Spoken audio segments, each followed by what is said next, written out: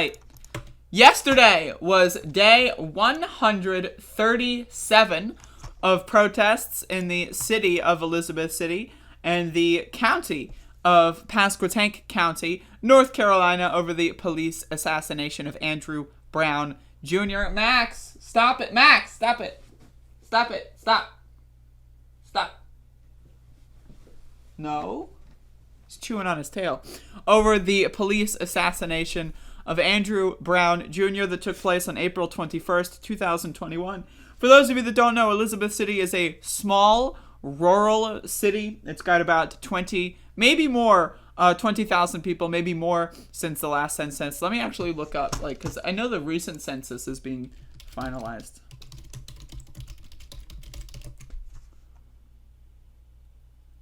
Okay, as of 2019, it's 17,000, so not that many people, folks. Not that many people.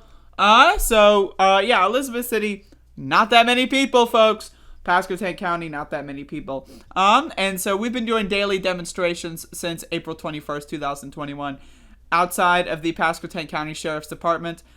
They, for whatever reason, decided to go into a school zone, shoot into random people's houses, including a neighbor's house, in a school zone at 8:30 a.m. In a school zone, may I remind you? It was in a school zone on the same road as a school, in a neighborhood with children. They decided to shoot assault rifles just willy-nilly throughout the neighborhood. For weeks, people were finding bullet casings all across the neighborhood. It was ridiculous. And so that happened on April 21st, 2021, and we've been doing demonstrations daily ever since.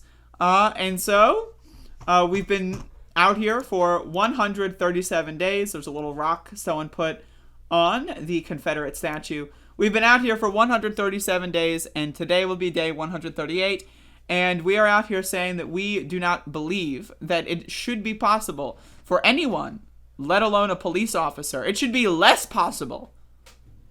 Think about this. The police are controlled by the state, the government. They're executioners by the government. Every single police killing is a state execution, an illegal state execution, every single one of them, because their due process rights were violated. I don't care if they're a terrorist with a bomb strapped to their chest. Right now, you can make the argument that there's a greater good, potentially, right? But someone fleeing, being shot in the back of the head, there is no greater good there. For drugs, something that shouldn't even be illegal in the first place, something that shouldn't even be criminalized, and the criminalization of drugs really gigantically, disproportionately affects the black community. Right? Let's be real about this, right? If I work for, let me change up my analogy a little bit. Let's say I work for Subway, and someone comes in, right, and I'm like, man, I don't like this guy's fucking hairstyle. I don't like this guy's eye color, whatever. And I decide I'm going to put razor blades in their hoagie. That's right, I say hoagie.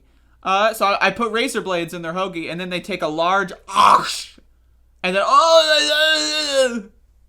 right? And then, after that, I take out a gun and I shoot them in the face, and then they're dead, right? Would I get a raise after that?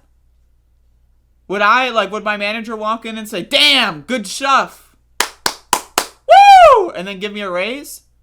No! I would go to fucking prison. Probably for a very long fucking time.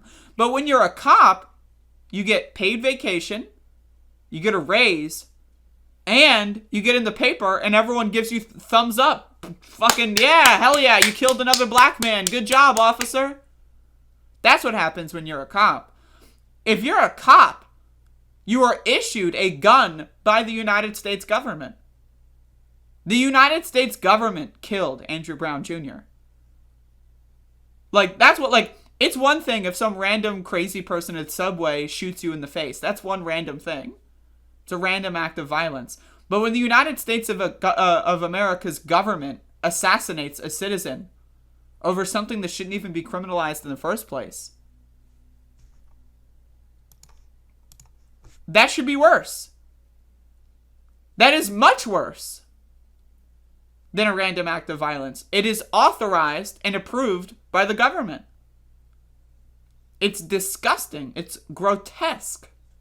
what is going on.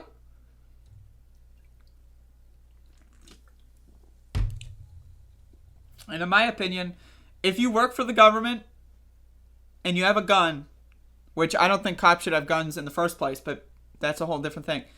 If you work for the government and you have a gun and you use that gun to kill people, I think you should be held to a higher account than if I worked at Subway and I shot someone in the head. That's my opinion. If I go to jail for 20 years for my Subway murder spree, you should go to jail for 40 years.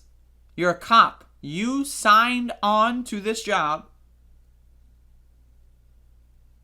You took a gun from the government and you used that gun to murder someone. People's father, someone's child, someone's brother. And that is unacceptable. So...